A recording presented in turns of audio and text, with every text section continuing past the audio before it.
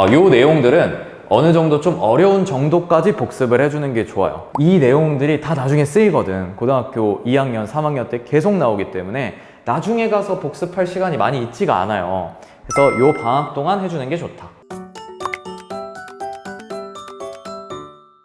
자, 안녕하세요. 보람있는 이과쌤 서민우 T입니다. 오늘은 우리가 여름방학에 수학을 어떻게 공부할 것인가 이런 거에 대해서 한번 얘기를 해볼 거예요. 여름방학 고등학교 1학년 공통수학 공부법에 대해서 이제 설명을 할게요. 자, 우리가 공통수학은 공통수학 1이랑 공통수학 2가 있고 그 중에 이제 2학기에 나가는 내용이 공통수학 2죠. 그 공통수학 2를 좀 어떻게 공부를 해야 되며 그 다음에 뭐 선행이랑 복습 같은 것은 어떻게 해야 되는지에 대해서 얘기를 할 건데 그 자세한 내용을 얘기하기 전에 자 우선 먼저 왜 수학이 지금 입시에서 중요한가 요거에 대해서 먼저 설명을 해줄 거예요. 지금 보면 요거는 그 2025학년도 정시 모집 요강입니다. 지금 고등학교 1학년인 학생들 입장에서는 저게 뭐지 싶을 수도 있어요. 요거는 이제 대학교에서 우리 학교는 정시에서 어떤 방식으로 어떤 비율로 우리가 학생들을 뽑을 거다라는 거를 이제 제시해주는 안내서, 가이드라고 보면 돼요. 서울대는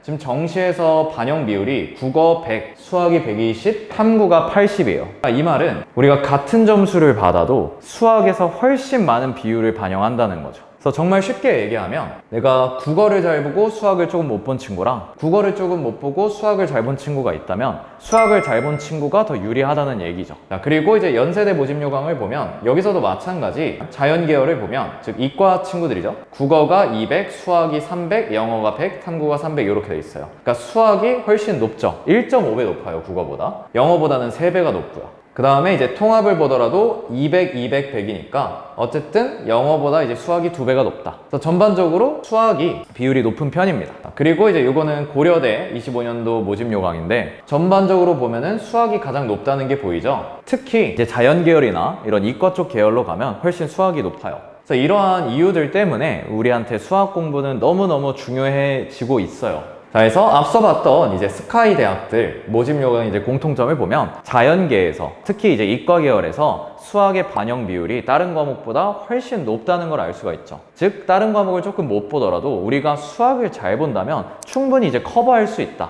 그래서 우리가 이과, 자연계열 뭐 혹은 공대 같은 곳에 지원을 하려면 수학에서 반드시 변별력을 확보해야 된다. 문과 계열이라고 하더라도 수학이 절대 낮지는 않아요, 반영 비율이. 그래도 높은 편이기 때문에 어쨌든 모든 학생들한테 수학은 굉장히 중요하죠. 그리고 이제 고등학교 1학년 친구들은 모를 수도 있지만 그 선배들 고등학교 2학년, 3학년들은 교육 과정이 좀 달랐고 2025년도 고등학교 1학년 때부터는 2022 개정 교육 과정으로 들어가요. 그래서 그 전에 했던 거랑 조금 이제 다른 식으로 수학을 하게 되는데 공통수학 1, 공통수학 2를 지금 배우죠. 고등학교 1학년 학생들은. 자, 근데 그전에는 이제 수상수화라고 불렀었고 조금 달라요. 그래서 지금 보면은 공통수학 2, 이 내용이 이제 오늘 얘기하고 싶은 핵심 중에 하나죠. 왜냐면 2학기에 당장 내신이 있잖아요.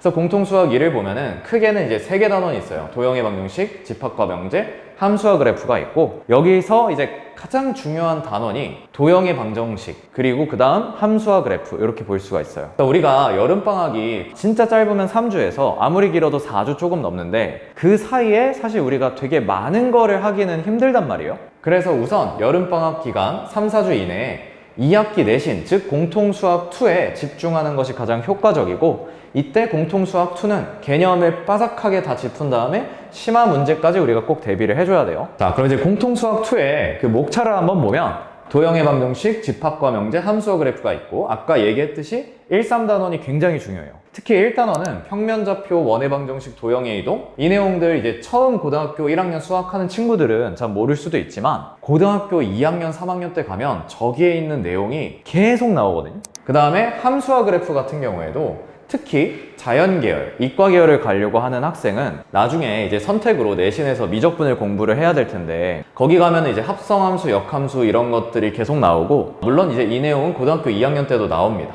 그래서 이제 굉장히 중요하며 이 집합과 명제라는 단어는 완전히 대놓고 나오진 않지만 그 심화 문제에서 너가 집합을 정확히 이해하고 있는가, 명제를 정확하게 이해하고 있는가 이런 거를 계속 물어본단 말이에요. 2학기 내신을 위해서도 중요하지만 그 이후에 2학년, 3학년 올라가서 할 수학에서도 정말 중요한 내용들이 담겨 있기 때문에 우리가 여름방학에 이 부분을 열심히 공부를 해줘야 돼요. 그래서 특히 그 앞서 말한 1단원과 그 3단원 함수와 그래프, 여기는 이제 유형도 많고 굉장히 중요한 단원이에요. 그래서 우리가 여름방학 때 정말 이 3개의 단원을 다 마스터해야 되지만 그 중에서도 저 첫 번째 도형의 방정식과 세 번째 함수와 그래프는 심화까지 열심히 해야 돼요. 그리고 우리가 공부를 할 때 그냥 막 되게 양치기로 막 문제집 여러 권 풀려고 하기보다는 확실한 개념 학습이 필요해요. 그래서 이 공통수학이라는 게 수능에서 직접적으로 내는 과목은 아니지만 간접적으로 연계가 되는 대상이에요. 근데 이게 간접적 연계라고 해가지고 뭐 그냥 조금 나오나 보다 싶지만 고등학교 1학년 내용을 제대로 모르면 못 풀어요. 그렇기 때문에 개념이 우선 되게 중요합니다. 고등학교 2학년, 3학년 때 가서 선생님 고등학교 1학년 기억이 안 나요, 모르겠어요 라고 하는 친구들이 정말 많거든요.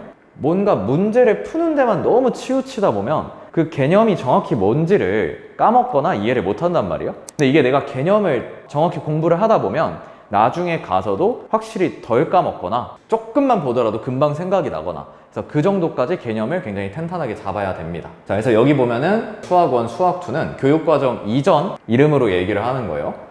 확률과 통계, 이제 기하를 보면 자, 여기 화살표 보이죠? 고등학교 1학년 내용들이 이렇게 쭉 들어가서 쓰인다는 거. 자, 그래서 지금 교육과정 기준으로 얘기를 하면 공통수학 2와 공통수학 1이 있을 때 공통수학 2가 조금 더 중요합니다. 거기에 나오는 좌표, 함수 이런 것들이 나중에 가서 가장 기본적으로 다 쓰이기 때문에 되게 중요하고, 그리고 이제 참고로 여기서 하나 얘기를 하면 그 공통수학 1 내용 중에서 2차 함수와 2차 방정식이 있잖아요. 그리고 뭐 방정식과 부등식 나중에 정말 많이 나오기 때문에 그 부분도 내가 부족하다면 좀 공부를 해줘야 됩니다. 그래서 이제 지금부터는 실제로 이제 고등학교 1학년 때 배웠던 내용이 나중에 학년이 올라갔을 때 어떤 식으로 쓰이느냐, 그 예시 문제를 좀 볼 거예요.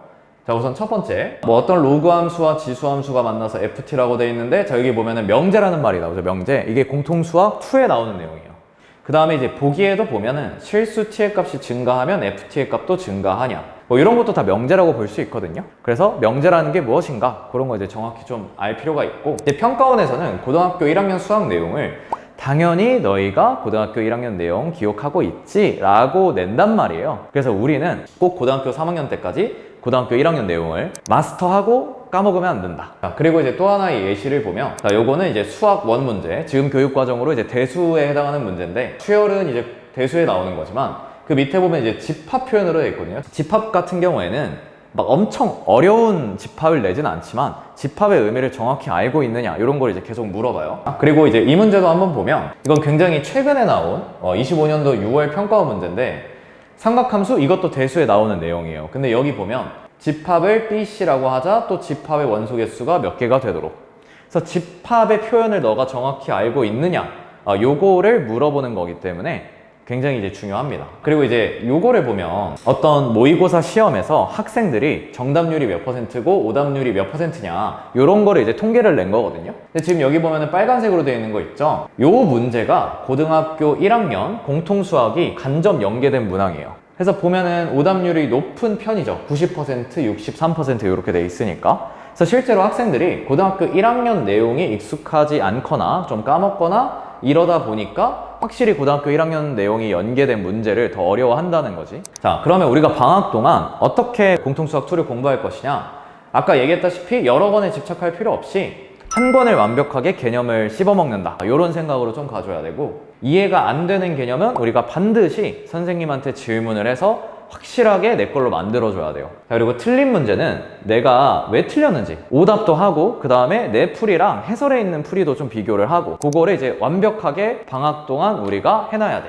그래서 이제 제일 좋은 거는 방학 동안 개념서 하나를 정하고, 그 다음에 유형서 하나를 정해서, 개념서에서는 이제 확실하게 개념을 다지는 거를 우리가 좀 목표로 하고, 유형서에서는 좀 문제들을 이제 풀면서 체화시킬 수 있는 그런 과정을 한번 여름방학 때 꼭 필수적으로 해줘야 돼요. 자, 근데 내가 어떤 개념서, 어떤 유형서를 써야 될지를 모르겠다. 그건 이제 본인의 수준에 맞춰서 쓰면 되는데, 보람있는 이과쌤에 쌤이 찍어둔 영상이 있어요. 어떤 개념서, 어떤 유형서를 선택할 것인가. 그래서 그 영상을 좀 참고로 보면 좋을 것 같아요. 그래서 우리가 여름방학에는 이제 어떤 계획을 세워서 공통수학2를 공부를 해줘야 되는데, 자, 내가 공통수학2를 열심히 공부하라는 건 알겠어요. 근데 대수 선행을 할까요 말까요? 아니면 선생님 공통수학 1이 조금 어려웠는데 그거를 이제 복습을 할까요 말까요? 이런 고민이 좀 되는 친구들 있죠?